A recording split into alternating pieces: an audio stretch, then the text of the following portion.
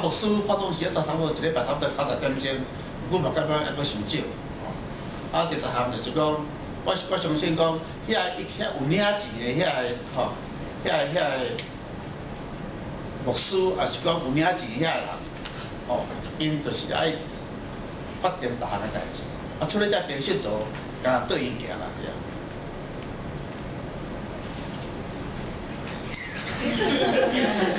Thank you.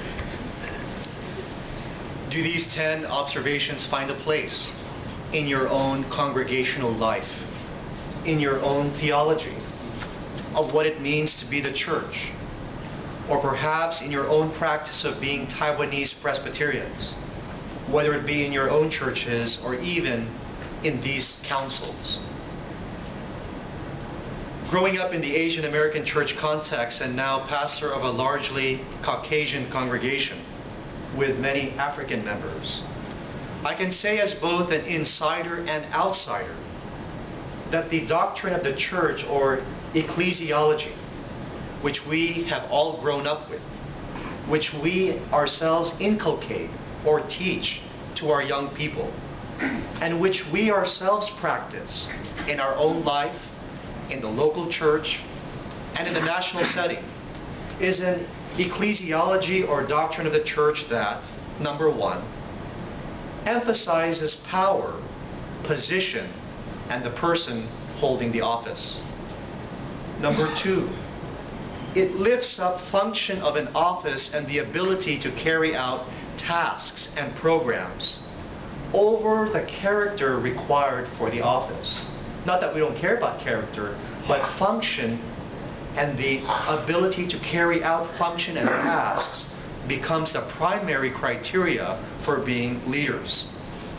Number three, our work ethic ecclesiology makes the understanding of Christian life in the church as one of obligations, duties, tasks, responsibilities, programs, projects, agendas, and dockets, rather than one of life-giving service that sustains, that nourishes, that strengthens one's soul, the souls of others, bringing refreshment, creativity, joy, and humor.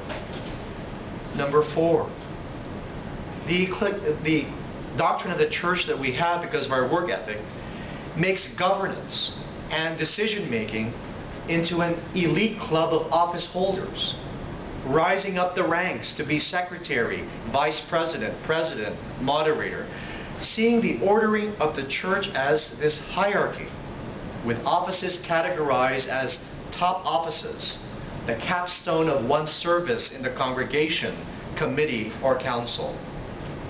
Number five, connected with that observation is this observation, that because of the shortage of available pastoral leadership, or the absence of competent, committed, and gifted pastoral leadership, we feel like the burden is now on us to make sure the church is alive, that the church is strengthened, and that the future of the church depends on us.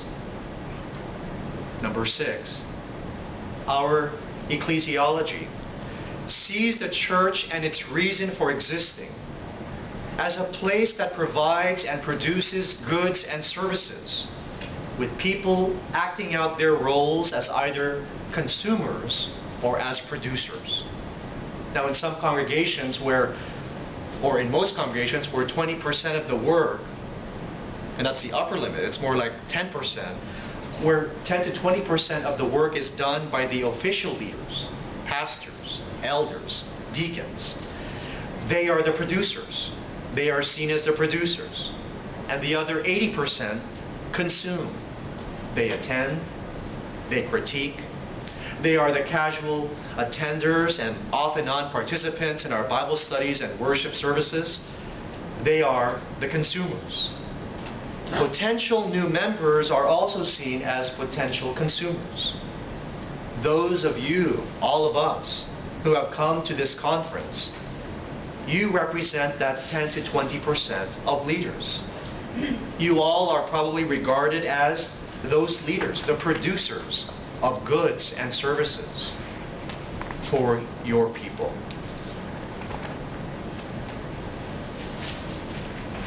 Now, 来讲起咱的迄个对教会的迄个看法，迄个教会观，就第一，咱强调迄个原则去执行，原则。啊，第二是关于迄个，咱强调讲去做代志去执行，比较讲迄个人品、人格更较重要。第三，迄个工作伦理吼，基督徒的迄个生活责任，咱敢若先强调迄方面。 啊，无去咧注意讲，咱都爱服务，都爱培育，啊，都爱创造，啊，都爱有迄个培育迄个幽默感。啊，第四就是养成一个在知识分子，亦做领导家己，要才做书记，要才做议长。第五是迄个无牧者，啊是无好的牧者，就无迄个活迄个教会。 啊，咱拢感觉讲，教会将来是咧瓦靠伫咱的迄个经济。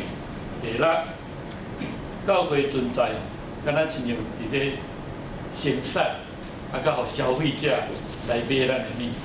啊，而且咧生产的人、生产者、制造者是这目中，啊，这敢若全教会10%至20%物件，啊，剩的80%是这个消费者。 啊，来咧参加咱种种的查经、交易等等的活动。啊，将来咱有新的迄个慕道友，也是咧讲做迄个新的迄个消费者。啊，今仔日在座各位就是代表这个10%到20%这制造者。The ecclesiology or doctrine of the church that's outlined above has a foundational theology that has become detrimental to the long-term health of the church and to God's people. That it has burned out written all over it. While this conference, I suspect for many of you, and the intent of the conference planners for do more by doing less, the intent was for everyone to seek a word of good news. I think we're all here to hear some great news. Not just good news, we want to hear some great news. Because here's the problem. I'm tired. You're tired. You're in leadership. I'm in leadership. We all do a lot, but it's just too much. We need to hear not good news. We need to hear a whole lot of great news. The consumer-producer ecclesiology leads to burnout. It leads to frustration.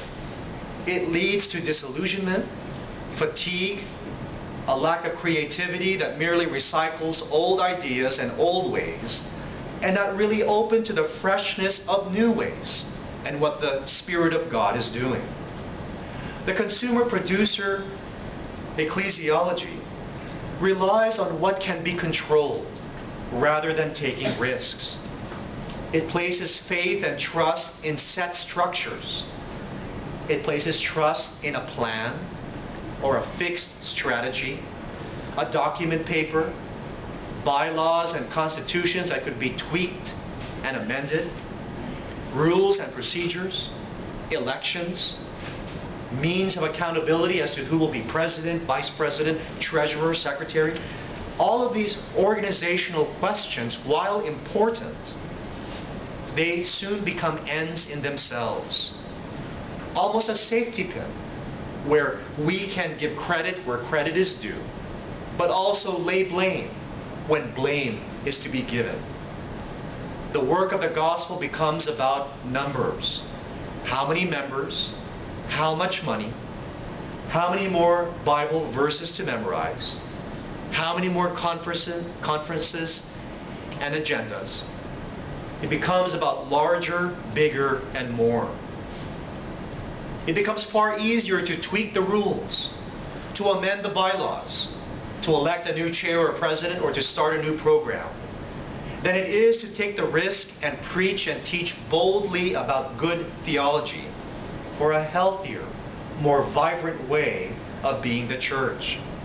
It is far easier to change the seats on the session or the committee than it is to present a bold new vision and risk being the minority in the wilderness.